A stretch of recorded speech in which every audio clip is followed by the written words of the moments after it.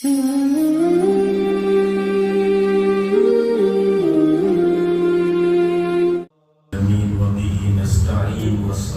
والسلام على أشرف الأنبياء والمرسلين إمام المتقين ورسوله النبي الكريم ونحن على ذلك لمن الشاهدين إن الله وملائكته يصلون على النبي يا أيها الذين آمنوا صلوا عليه وسلموا تسليما اللهم صل وسلم وبارك على آل سيدنا محمد وبارك وسلم. قابل احترام عزیز دوستوں اور بزرگوں، اس دنیا میں میں اور آپ اور ہماری اور آپ کی زندگی کا مقصد اور ہم جو دنیا میں زندگی گزار رہے ہیں، ہم سب کی چاہت یہ ہے کہ ہمارا رب ہم سے راضی ہو جائے. ہم سب کا مقصود یہی ہے. میرے دادا پیر منشی اللہ دتا رحمت اللہ علیہ فرماتے تھے، جس قیمت پر چاہے اللہ رب العزت کو راضی کر لو، اس لیے کہ جب وہ راضی ہو جائیں گے تو جو تم چاہتے ہیں وہ سب کچھ کر دیں گے.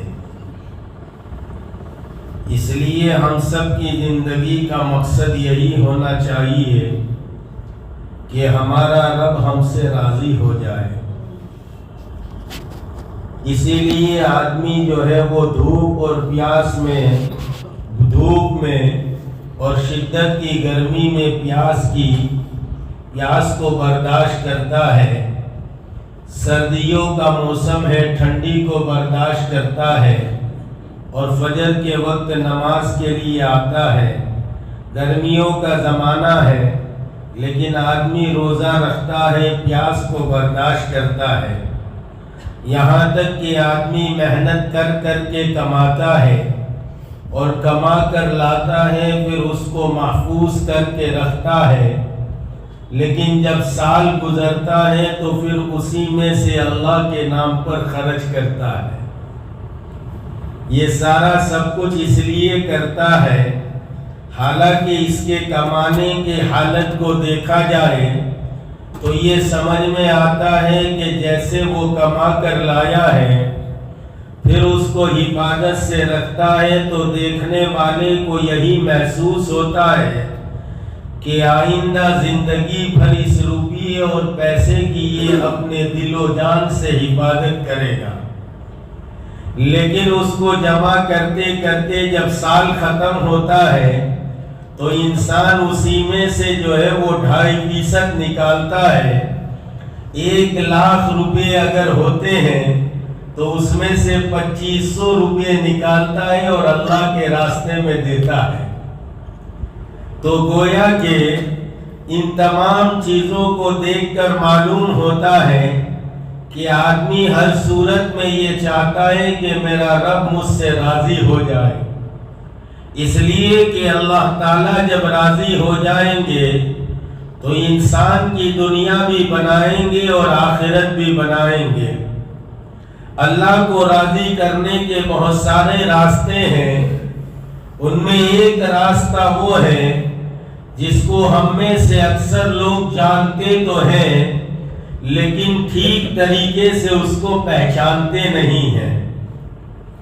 ہماری یہ مجلس کا ہر مہینے جو پابندی سے تیسری سنیچر کو ہوتی ہے، ہم کہیں ہوں لیکن ہم کو اس کی فکر رہتی ہے.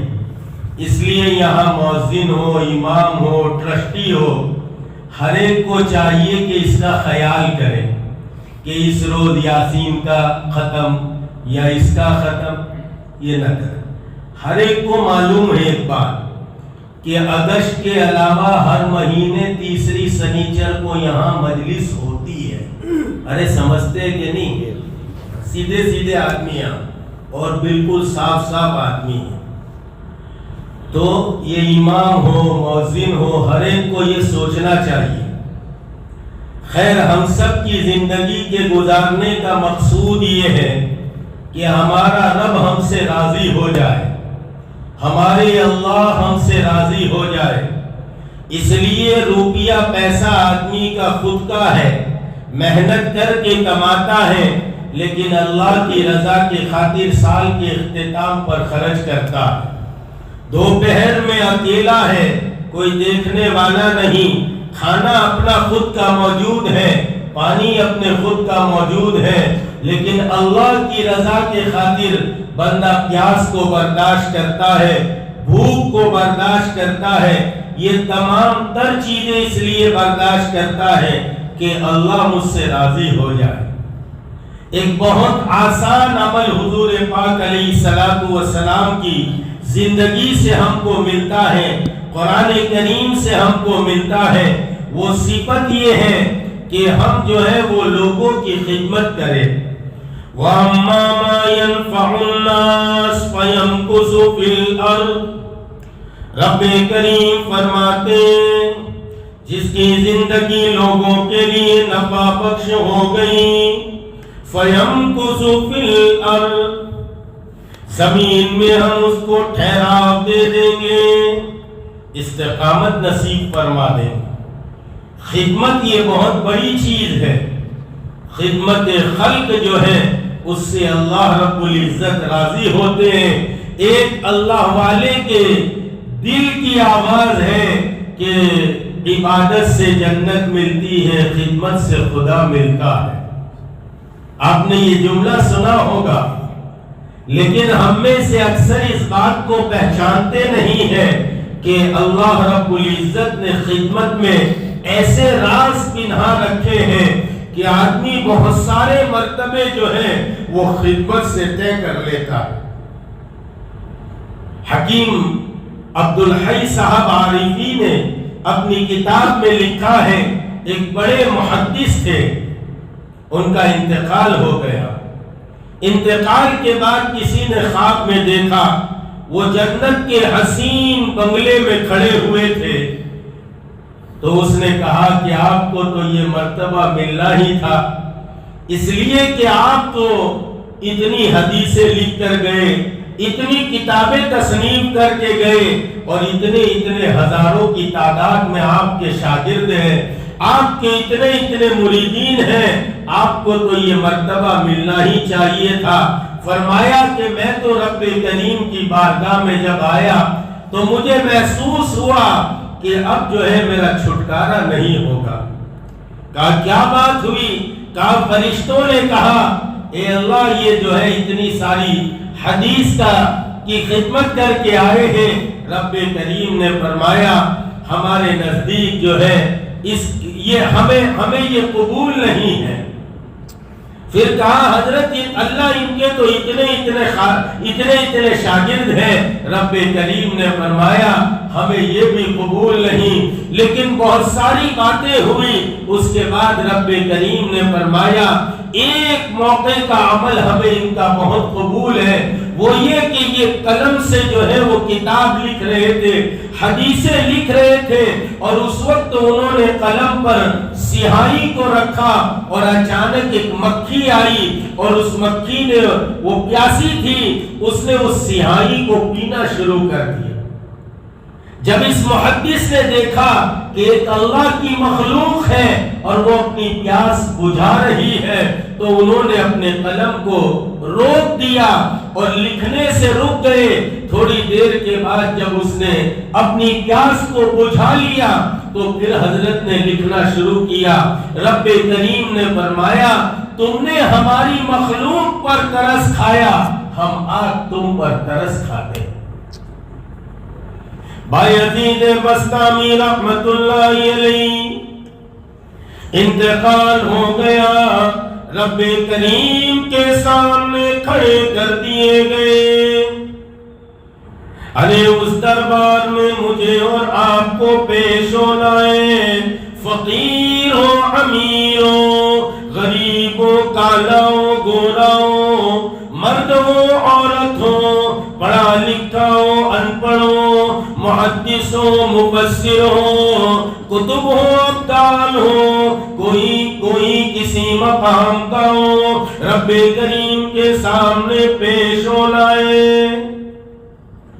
بایزید بسطامی کو پیش کیا گیا، رب کریم نے فرمایا بایزید دنیا سے کیا لے کر آئے ہو؟ فرمانے لگے اللہ توحید لے کر آیا ہوں، اللہ کو ایک ماننا، اکیلا ماننا، دھرتا دھرتا ماننا، اللہ ایک ہے، اکیلے ہیں، نرنجن ہے، نراکار ہے اور سرویاپی ہے، یہ لے کر آیا ہوں توحید۔ توحید کا حق یہ ہے خدا حشر میں کہہ دے یہ بندہ دو عالم سے خفا میرے لیے، نہ وصال اچھا ہے نہ فراق اچھا ہے، یار جس حال میں رکھے وہ حال اچھا، تیرے آزاد بندوں کی نہ یہ دنیا نہ وہ دنیا۔ آزاد بندوں سے مراد کون؟ ہمارے یہاں لوگ کیا سمجھتے؟ آزاد سے مراد وہ کہ بھانگ بھی پی لے اور سب کر لے، واجندرے بھی بجا لے، اور کہا کہ یہ تو ہمارے سلسلے کے پیر صاحب۔ ارے بھائی، جو چیز حرام ہے وہ کیسے شریعت میں حلال ہو سکتی؟ لیکن کہتے تو آزاد بندوں سے مراد یہ نہیں کہ جن پر شریعت معاف ہے، آزاد سے مراد اللہ رب العزت کے عشق میں رہنے والے، تیرے آزاد بندوں کی نہ یہ دنیا نہ وہ دنیا، یہاں جینے پہ پابندی وہاں مرنے پہ پابندی، یہاں آدمی جی نہیں سکتا وہاں آدمی مرنا چاہے تو مر نہیں سکتا۔ خیر بات آگے نکل جائے۔ بایزید بسطامی کو پوچھا کیا لے کر آئے ہو؟ کہا توحید لے کر آیا ہوں۔ کہا اچھا وہ رات یاد کرو۔ اب یہ چکر میں پڑ گئے کون سی رات؟ تو کہا وہ دودھ والی رات یاد کرو۔ کون سی دودھ والی رات؟ تو کہا اچھا بھول گئے؟ پھر یاد آیا، ہاں روزانہ دودھ گرم کر کے پیو۔ ایک دن دودھ جو ہے وہ کچا ہی پی لیا اور پیٹ میں درد ہوا تو دل میں خیال ہوا کہ دودھ کچا پیا تھا تو پیٹ میں درد ہونے لگا۔ کہا ایسی ناقص توحید لے کے آئے ہو؟ ایسی ناقص توحید لے کر آئے ہو؟ تو اللہ کیا پکڑو۔ کہا پھر آپ کا چھٹکارا کیسے ہو گیا؟ کہنے لگے ایک دن جمعہ کا دن تھا، غسل کر کے نئے کپڑے پہن کر گھر سے صبح جلدی جامع مسجد جا رہا تھا۔ راستے میں ایک راستے سے گزر ہوا، دیکھتا کیا ہوں ایک چھوٹا سا بچہ ہے اور وہ کتیا کا بچہ ہے، مارے ٹھنڈ کے ٹھٹھر رہا ہے اور جو ہے وہ پانی کے نالے میں پڑا ہوا ہے۔ میرے دل میں خیال آیا اگر اس کو اٹھاتا ہوں تو میرے کپڑے خراب ہوں گے، لیکن پھر سوچا کہ اب کپڑے بھی بدلیں گے، غسل بھی کریں گے، اللہ کی مخلوق ہے، اس کو راحت پہنچاؤ۔ میں نے اس کتے کے بچے کو اٹھایا، گھر لے گیا، گرم پانی سے غسل کرایا، تھوڑی سی آگ جلائی تاکہ اس کو گرمی محسوس ہو، پھر میں نے بھی غسل کیے، نئے کپڑے پہنے۔ رب کریم نے فرمایا بایزید تو نے ہماری مخلوق پر رحم کھایا، ہم بھی آج تجھ پر رحم کھاتے۔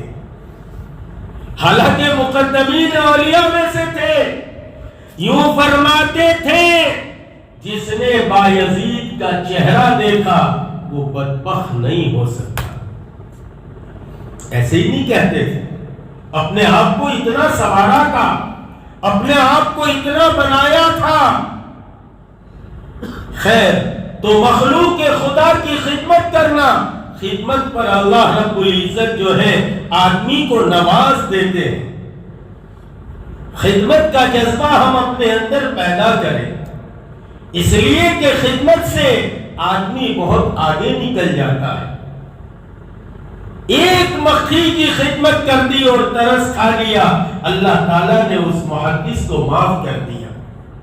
یہاں تک کہ ہم بارہا سنتے ہیں ایک فاحشہ عورت ہے جو فحش کام کیا کرتی تھی، لیکن ایک کتے پر اس نے ترس کھایا اور ایک کتے کی خدمت کی، اپنے چمڑے کے موزے سے پانی کو نکالا اور کتے کو پلایا۔ اللہ تعالیٰ کو اس کی ادا اتنی بھائی، اس لیے کہ الخلق عیال اللہ، یہ ساری کی ساری مخلوق یہ اللہ کی عیال ہے، اللہ کا کنبہ ہے۔ جب ایک جانور پر اور جانور کی خدمت کرنے پر اللہ تعالیٰ اتنا نوازتے ہیں، تو جو ہے وہ انسان کی خدمت کرنے پر اللہ تعالیٰ انسانوں کو کتنا نوازے۔ گھر میں آدمی رہتا ہے، ہماری نیتیں صحیح ہو، ہم خدمت کی نیت سے حضور پاک علیہ السلام کی زندگی دیکھیں۔ آپ ایک مرتبہ سفر میں جا رہے ہیں اور جس جگہ پر پڑاؤ ڈالا ہے وہاں جا کر ٹھہرے۔ پڑاؤ جب ڈالا جاتا ہے بہت ساری چیزوں کی ضرورت ہوتی ہے۔ ایک صحابی نے کہا ہم اونٹ چرا لائیں گے، کسی نے کہا کہ ہم پانی لے آئیں گے، کسی نے کہا ہم یہ کام کر لیں گے، کسی نے کہا ہم خیمے کا کام کر لیں گے۔ حضور پاک علیہ السلام نے فرمایا میرے ذمہ یہ ہے کہ میں جنگل جاؤں گا اور لکڑیاں کاٹ کے لاؤں گا۔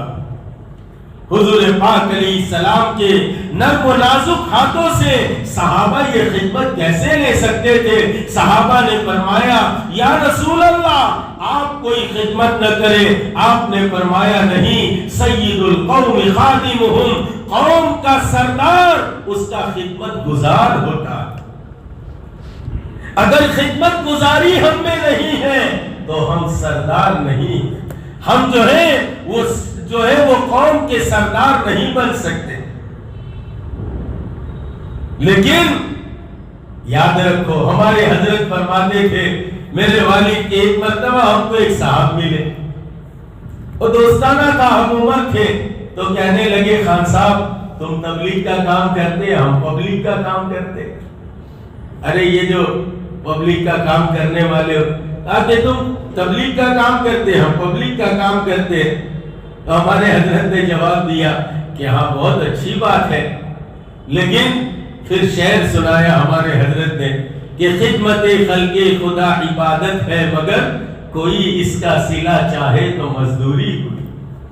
اگر کوئی اس کا صلہ چاہے، معاوضہ چاہے، تو اس لیے خدمت اللہ کے لیے حضور پاک علیہ السلام نے فرمایا کہ خدمت میں بھی کروں گا، اور آپ خود تشریف لے گئے اور جنگل سے لکڑیاں کاٹ کے آپ لے کر آئے۔ سید القوم خادمہم، ایک موقع پر، ایک جہاد کے موقع پر حضور پاک علیہ السلام کے ساتھ جو صحابہ تھے، سفر تھا، سفر میں روزہ چھوڑنے کی اجازت ہو جاتی ہے، شریعت اجازت دیتی ہے۔ کچھ صحابہ نے روزہ چھوڑ دیا، کچھ نے روزہ رکھ لیا، لیکن جن کا روزہ تھا وہ جب وہاں پہنچے تو تھک گئے، پریشان ہو گئے، دھوپ کڑاکے کی تھی، انہوں نے جا کر جو ہے وہ لیٹ گئے، کوئی بیٹھ گیا، کوئی کسی درخت کے کونے میں چلا گیا، اور جن کا روزہ نہیں تھا انہوں نے بہت خدمت کی اور لوگوں کے تمبو لگائے، لوگوں کے خیمے لگائے اور تمام کے لیے پانی کا انتظام کیا۔ حضور پاک علیہ السلام، بخاری شریف کی روایت ہے یہ، حضور پاک علیہ السلام نے فرمایا آج جو لوگ جو ہے روزے سے نہیں تھے وہ جو ہے وہ بہت آگے نکل گئے۔ خدمت آدمی کو بہت آگے لے جاتی ہے۔ حضرت موسیٰ علیہ السلام کا قصہ پڑھیے۔ قال لأہلہم کثوا انی آنست نارا، قرآن کریم نے مختصر بیان فرمایا، حضرت موسیٰ علیہ السلام اپنی اہلیہ کو مدین سے لے کر چلے، مصر کی طرف جا رہے تھے۔ راستے میں چلتے چلتے اہلیہ محترمہ کہنے لگی مجھے تو درد اس سے ہو رہا ہے، ولادت کا درد ہو رہا ہے۔ اب حضرت موسیٰ پریشان ہو گئے، کہ راستہ ہے، بیابان جنگل ہے، کہاں جائے؟ قال لأهلهم كثوا انی آنست نارا، حضرت موسیٰ نے کہا، دور نظر دوڑائی تو ایک جگہ آگ جلتی ہوئی نظر آ رہی تھی۔ حضرت موسیٰ نے جذبہ بنایا کہ اب اپنی بیوی کی خدمت کرنا، دیکھو خدمت کا جذبہ تھا، تو کہا کہ آپ یہاں آرام کیجیے، وہاں آگ نظر آتی ہے، میں وہاں جاتا ہوں، آگ لے کر آتا ہوں، تاکہ جو ہے اس کے ذریعے سے کچھ آپ کو گرمی ملے، کوئی ضرورت، کوئی اندھیرا دور ہو، اور شاید آگ جل رہی ہے تو وہاں کوئی نہ کوئی موجود ہوگا۔ آنست نارا لعلی آتیک، شاید کہ میں وہاں سے آگ لے آؤں، یہاں یا وہاں کوئی موجود ہو، ہم اسے بلا لائے اور اس کے ذریعے سے آپ کی خدمت کریں۔ یہ کہہ کر جب جانے لگے اور وہاں پہنچے تو رب کریم کی طرف سے آواز آئی کہ انی انا ربک، میں تو تیرا رب ہوں، فخلع نعلیک، اپنی جوتیوں کو اتار دو، جوتیوں کے ساتھ اس زمین پر نہ ہو، اپنی جوتیوں کو اتار دو، فخلع نعلیک انک بالوادی المقدس طویٰ، کہا کہ یہ تو مقدس وادی ہے، اسی لیے شاعر نے کہا ہے کہ عطائے رب پوچھے کوئی موسیٰ سے کہ لینے جائے آگ اور پیمبری عطا کر دے۔ عطائے رب پوچھے کوئی موسیٰ سے کہ لینے جائے آگ اور پیمبری عطا کر دے۔ لینے گئے تھے آگ، لیکن خدمت کے جذبے کے ساتھ گئے تھے، اللہ رب العزت نے پیمبری عطا کر دی۔ تو خدمت کے جذبے کے ساتھ آدمی حضور پاک علیہ الصلوۃ والسلام کو حضرت خدیجۃ الکبریٰ نے جن الفاظ سے ملقب کیا اور جن الفاظ سے آپ کو دھارس دلائی، وہ الفاظ کیا تھے؟ جب آپ آئے اور کہنے لگے نصرونی نصرونی زملونی زملونی یا خدیجہ، اے خدیجہ مجھے چادر اڑا دو، پھر آپ لمبا وہ قصہ ہے، آپ نے فرمایا مجھے ڈر ہے کہیں میں ہلاک نہ ہو جاؤں۔ حضرت خدیجۃ الکبریٰ نے جو بات ارشاد فرمائی، یہ نہیں کہا کہ آپ تو اتنی عبادت کرتے ہیں، آپ تو اتنی ریاضت کرتے ہیں، آپ تو غار میں جو ہے اکیلے اللہ اللہ کیا کرتے ہیں۔ حضرت خدیجۃ الکبریٰ نے جو جملے استعمال فرمائے، جہان دیدہ عورت تھی اور زمانہ دیکھی عورت تھی اور بڑی بیپاری عورت تھی، بڑی عقل مند عورت تھی، حضرت خدیجۃ الکبریٰ نے فرمایا یا رسول اللہ آپ خوف نہ کریں۔ حضرت خدیجہ نے جو الفاظ استعمال فرمائے، یوں کہا انت تکسب الکل انت تحمل الکل وتکسب المعدوم، آپ تو بوجھ والوں کا بوجھ اٹھاتے۔ حضرت مفتی شفیع صاحب نے لکھا ہے کہ میرے والد میرے شیخ دیوبند میں رہا کرتے تھے، تو دیکھا ایک دن مسجد سے نکلے گھر کی طرف فجر کے بعد، تو ایک بوڑھی عورت ہے جو کنویں کے قریب کھڑی ہے، بڑی عمر دراز عورت ہے۔ حضرت فرماتے میرے والد صاحب سمجھ گئے کہ شاید یہ پانی کے لیے آئی ہے، جب قریب گئے تو پوچھا کہ خالہ کیا کام ہے؟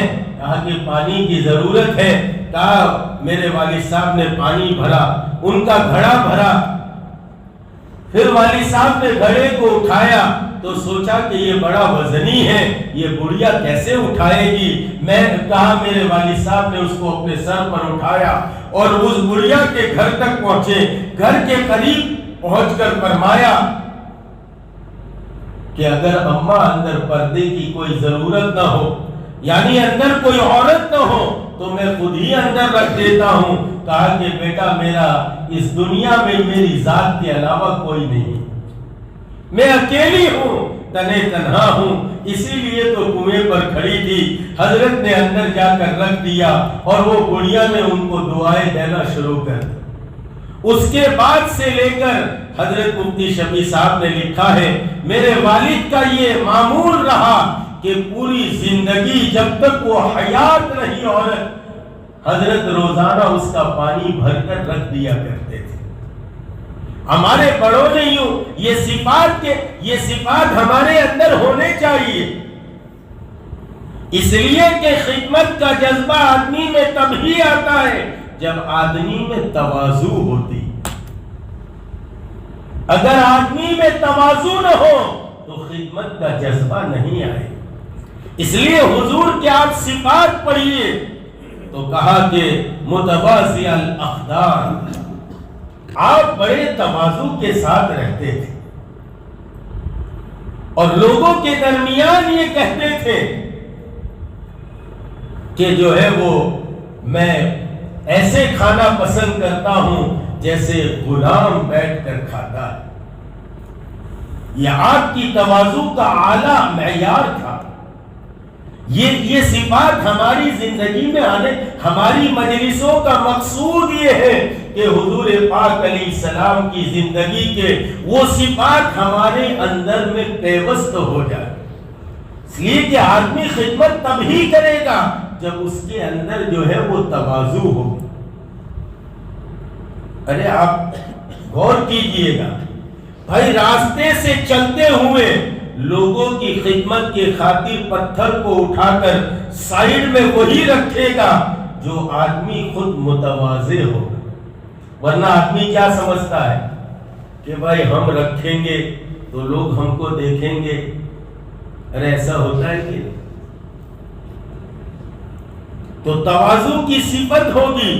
حضرت خدیجہ الکبریٰ نے آپ کو کوئی عبادت کی بات نہیں کہی، آپ کو فرمایا انت تحمل الکل، آپ تو بوجھ والوں کا بوجھ اٹھاتے وتکسب المعدوم،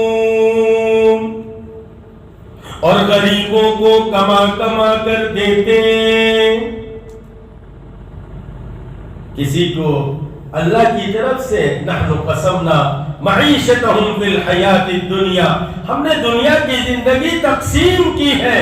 کسی کو کم ملتا ہے، کسی کو زیادہ ملتا ہے. تو جس کو زیادہ ملتا ہے وہ یوں سمجھتا ہے کہ ہم تو زیادہ خرچ کرنے کے لیے آئے ہیں. نہیں بھائی، تمہیں زیادہ اس لیے ملتا ہے تاکہ تمہیں اللہ رب العزت دیکھنا چاہتے ہیں کہ اس زیادتی کی رقم کو تم کیا کرتے ہو. اپنی ذات ہی پر خرچ کر دیتے ہو یا اپنے غربا پر، اپنے مساکین پر، رشتہ داروں پر خرچ کرتے ہو. وَتَقْسِبُ الْمَعْدُومِ وَتَقْرِي الضَّيْفَ، اور کہا کہ مہمانوں کا اکرام کرتے ہیں. یہ حضور کے صفات بیان کیے. وَتُعِينُ عَلَى نَوَائِبِ الْحَقِّ، اور کہا کہ حق کی باتوں پر لوگوں کی مدد کرتے ہو. جہاں حق کی بات ہو وہاں حضور پاک علیہ السلام مدد کرتے ہیں. اور اس سے بڑا حضور پاک علیہ السلام کا احسان ہم پر کیا ہوگا کہ حضور پاک علیہ السلام اپنی پوری قوم کے سامنے ڈٹ کر کھڑے ہو گئے اور ہمیں جو ہے ایسی شریعت دے کر گئے، ایسا پاکیزہ دین دے کر گئے. میں آپ کو مثال دوں، سب سے پاکیزہ کھانا اگر اس دنیا میں کوئی کھاتا ہے تو مسلمان کھاتا ہے. سب سے پاکیزہ کھانا.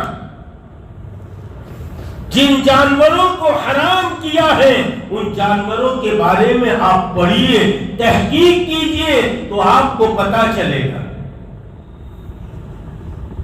اور یہ حضور پاک علیہ السلام کا احسان ہے کہ ایسے زمانے میں جب جو ہے ہر جانور کو کھایا جاتا تھا اور کیسے حالات تھے آپ جانتے ہیں، تنے تنہا حضور اپنی قوم کے سامنے کھڑے ہو گئے اور ہمارے لیے جو ہے وہ یہ آسانی پیدا کر گئے کہ اب دنیا میں ہر ایک جانتا ہے کہ جو ہے مسلمان ہے یہ سور کو نہیں کھائے گا، یہ مسلمان ہے یہ کتے کو نہیں کھائیں گے، یہ مسلمان ہے یہ سانپ کو نہیں کھائیں گے. یہ حضور ساری قوم کے سامنے کھڑے ہو گئے اور ڈٹ کر کھڑے ہوئے، ہم کبھی سوچتے نہیں، غور نہیں کرتے، اس لیے ہم حضور کی عالی ذات کو جیسا پہچاننا چاہیے پہچانتے نہیں۔ تو میں عرض کر رہا تھا خدمت یہ بہت بڑا جذبہ ہے، اس لیے رسول پاک علیہ الصلوۃ والسلام نے اصحاب میں بھی یہی جذبہ بڑھا تھا۔ سیدنا عمر کا دور آیا، آپ امیر المؤمنین بن گئے، آپ جو ہے حضرت ابو بکر کے گھر تشریف لائے، پوچھنے لگے ابو بکر کیا کام کیا کرتے تھے؟ سیدنا عمر رضی اللہ تعالیٰ عنہ نے جب پوچھا تو جواب ملا گھر سے، ابو جان صبح سویرے جو ہے وہ جنگل کی طرف نکل جاتے تھے۔ حضرت عمر بھی نکلے، دیکھا تو جنگل کے ایک کونے میں جو ہے ایک کھڈا ہے اور اس کے اندر ایک بوڑھا آدمی پڑا ہوا ہے جو آنکھ سے نابینا ہے اور ہاتھ سے جو ہے وہ ہاتھ بھی نہیں ہے اور اس کے پیر بھی نہیں، ایسے ہی وہ پڑا ہوا ہے۔ اور جب جو ہے حضرت عمر پہنچے دیکھا تو آپ سمجھ گئے کہ حضرت ابو بکر اس کی خدمت کے لیے آتے ہوں گے۔ حضرت عمر گھر آئے، جلدی سے کھانا تیار کیا اور اس بوڑھے کے پاس گئے، نوالا بنایا اور جیسے ہی اس بوڑھے کے منہ میں رکھا ویسے ہی اس بوڑھے نے کہا ہائی ہائی، معلوم ہوتا ہے ابو بکر کا انتقال ہو گیا۔ سیدنا عمر نے کہا بڑے میاں آپ تو نابینا ہیں، آپ کو کیسے پتا چلا کہ ابو بکر کا انتقال ہو گیا؟ کہا بیٹا میں جیسے نابینا ہوں ایسے دانت بھی میرے نہیں ہیں۔ ابو بکر روزانہ آتے تھے، لقمے کو منہ میں چباتے تھے اور چبا ہوا لقمہ میرے منہ میں ڈالتے تھے۔ آج بغیر چبا لقمہ جب منہ میں آیا میں سمجھ گیا کہ ابو بکر دنیا سے چلے گئے۔ حضرت عمر فرماتے ہیں کہ میں مکے میں جو ہے گزر رہا تھا، گزرتے گزرتے ایک جھوپڑی پر نظر پڑی تو میں گیا، اندر جا کر دیکھا تو وہ جھوپڑی میں ایک مائی تنے تنہا اکیلی تھی۔ میں نے کہا او مائی تو تنے تنہا اکیلی ہے؟ تو کہا کہ ہاں۔ کہا کہ تیری خدمت کون کرتا ہے؟ کہا کہ ایک اللہ کا بندہ آتا ہے، ایک عبداللہ آتا ہے اور میری خدمت کر کے چلا جاتا ہے۔ حضرت عمر فرماتے ہیں میرے دل میں داعیہ پیدا ہوا کہ دیکھوں تو صحیح وہ اللہ والا کون ہے، وہ عبداللہ کون ہے جو اس بوڑھی ماں کی خدمت کرتا ہے۔ حضرت عمر فرماتے ہیں میں فجر کی نماز کے بعد جو ہے اسی بڑھیا کے گھر پہنچا اور میں نے کہا ماں تیرا کوئی کام ہو تو میں کر دوں اس عبداللہ کے آنے سے پہلے۔ تو اس بڑھیا نے کہا بیٹا وہ تو آ چکا اور کام کر کے جا چکا۔ حضرت عمر فرماتے میں پریشان ہوا، فجر کے بعد سب سے پہلے میں ہی آیا ہوں۔ حضرت عمر فرماتے دوسرے دن میں فجر سے پہلے ہی پہنچ گیا۔ دستک دی تو بڑھیا کہنے لگی مندک قلبا، دروازہ کس نے کھٹکھٹایا؟ میں نے باہر سے آواز دی ارے کل والا مزدور ہے۔ بوڑھی اماں نے کہا وہی مزدور ہے جو کل بھی لیٹ ہوا تھا، آج بھی تو لیٹ ہو چکا۔ عمر فرماتے ہوئے گھبرا گیا کون ہے؟ تیسرے دن میں رات میں تہجد کے وقت پہنچا تو دروازہ کھلا تھا، میں اندر میں گیا، میں نے کہا بڑی اماں آج تو میں جلدی آیا ہوں، تو دروازہ کھول کے انتظار کر رہی ہے۔ کہا کہ بیٹا آج تو آیا تو وقت پر ہے، لیکن وہ سارا کام کر چکا ہے، بس پانی لینے کے لیے گیا ہے، ابھی پانی لے کر آتا ہی ہوگا اور پھر وہ چلا جائے گا۔ حضرت عمر فرماتے ہیں میں پگڈنڈی پر کھڑا ہو گیا، میں چوراہے پر کھڑا ہو گیا جہاں سے اس گڑیا کے گھر میں جایا جاتا ہے۔ جیسے ہی ایک آدمی آیا، اس کے چہرے پر نقاب تھا، میں نے ان کے ہاتھوں کو پکڑا، بازوؤں کو، اور میں نے کہا اپنا نقاب ہٹا دو یا اپنا نام بتلا دو۔ عمر فرماتے ہیں انہوں نے اپنا ہاتھ چھڑانا چاہا، لیکن میں نے بازو کو تھاما اور کہا کہ مکہ کا بچہ بچہ جانتا ہے اور مدینے کا بچہ بچہ جانتا ہے کہ جو ہے میں عمر ہوں اور خطاب کا بیٹا ہوں، اور اسلام لانے کے بعد جو ہے مجھ میں بہادری کوٹ کوٹ کر بھر دی گئی ہے۔ میں اس وقت تک نہیں چھوڑوں گا جب تک کہ تو جو ہے اپنا نقاب نہ ہٹائے یا نام نہ بتائے۔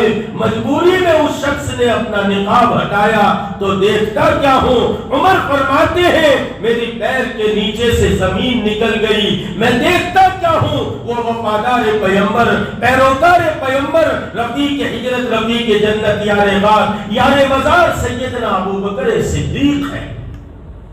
ایسے ہی ساری دنیا نے صدیق نہیں کہا، حضور نے اپنے اصحاب پر محنت کر کے یہ صفات کوٹ کوٹ کر بھرے تھے۔ ایک نوجوان ہے جو رات بھر جو ہے وہ گناہوں میں ملوث رہا کرتا تھا، بخارا کا رہنے والا تھا، رات بھر گناہوں میں مبتلا رہتا تھا۔ ایک دن جو ہے کسی وجہ سے آدھی رات کو جو ہے وہ شراب کے نشے کے بعد اور جو ہے وہ شباب کے بعد اور گناہ کرنے کے بعد اندھیری رات میں آدھی رات کو واپس گھر آ رہا تھا۔ اتنے میں چلتے چلتے راستے سے اس کو کسی جانور کے کراہنے کی آواز آئی۔ انہوں نے جا کر جھاڑی میں دیکھا تو ایک کتیا کا بچہ ہے جو ٹھنڈ کی وجہ سے کراہ رہا ہے۔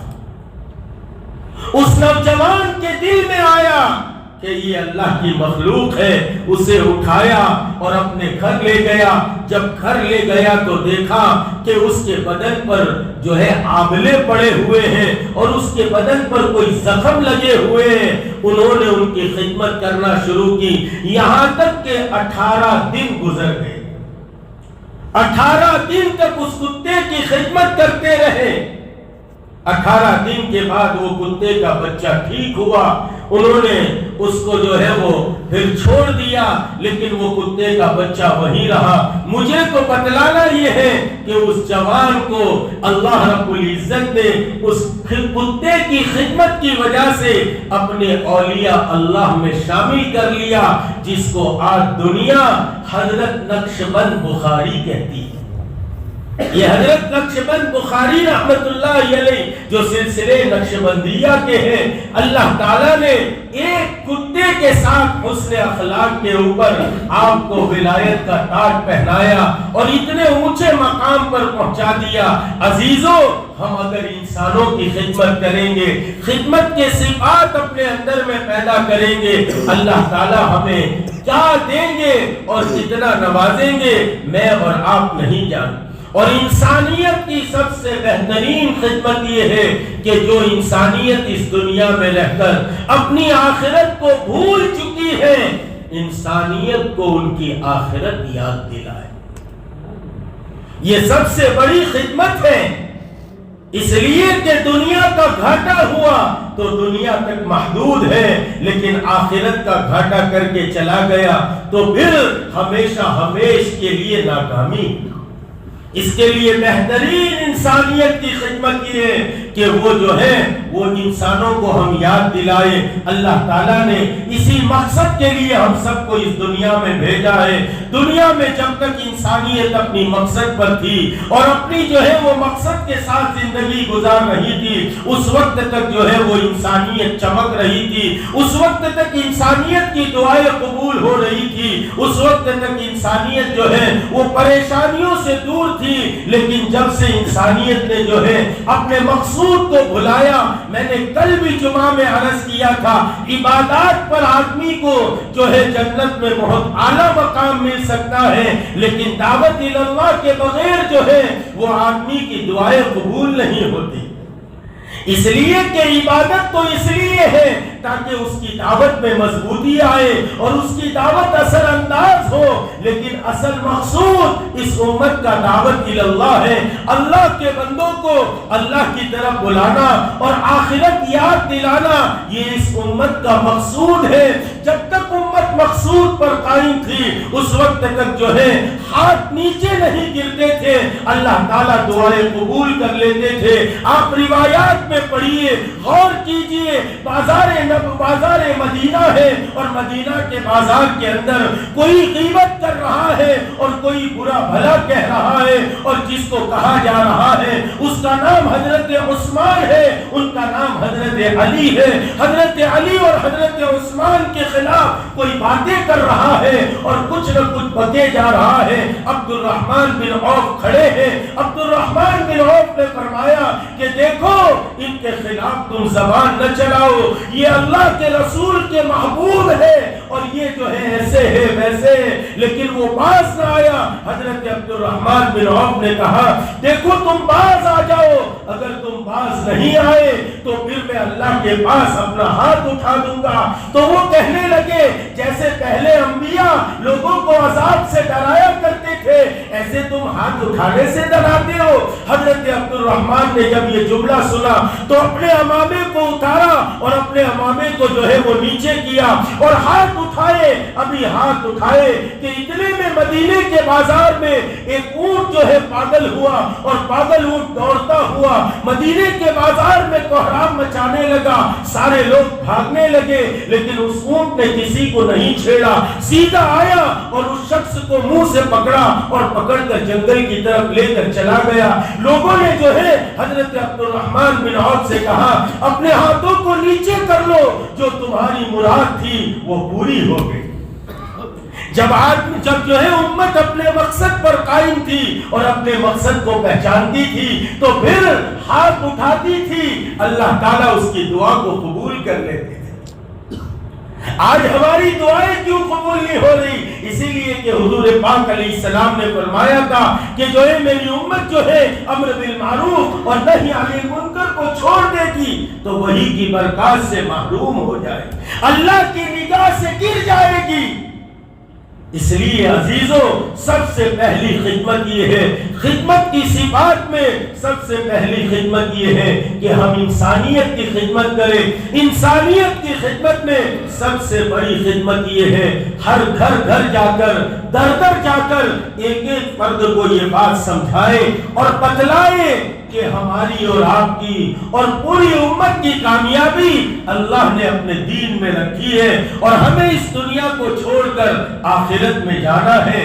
یہ انسانیت کو یاد رکھیں، یہ خدمت کرے انسانیت کی، ہم اس کو خدمت نہیں سمجھتے۔